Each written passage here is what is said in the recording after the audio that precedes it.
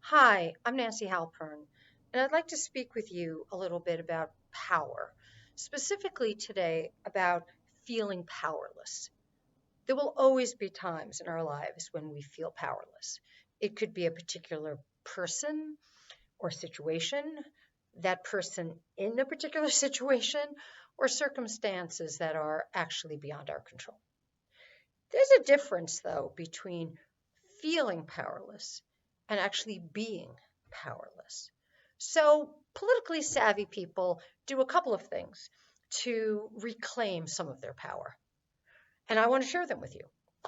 The first thing they do is try to depersonalize it. In other words, take their personality, and if it's with an individual, especially in a tense situation, that other person's personality out of the equation because you'll end up being very emotional and that will only actually make you feel more frustrated. The other thing is, I would try to have a deep conversation with yourself in a thoughtful way about what it is you feel scared of. Because powerlessness is often another word for paralysis.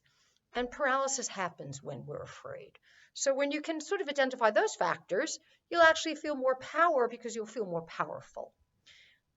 Another thing you can do is, hold your ground, but maybe find a psychologically safer way to do it.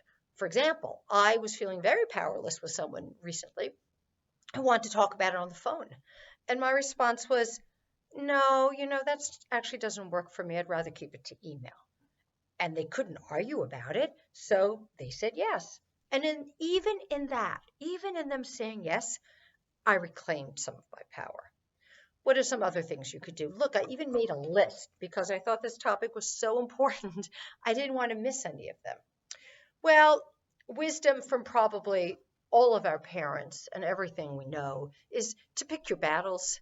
You know, don't be a Joan of Arc with no one behind you to sort of exert your power in all situations. Some things really aren't worth dying on the hill for.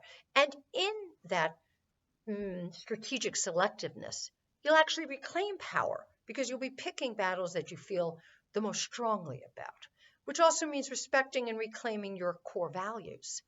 Look, you know, like most things in life, power in moderation is a really, really good thing. But don't let people who claim more than their fair share of it make you cower. So I hope to be speaking with you again about power, powerlessness, how that plays out in office politics.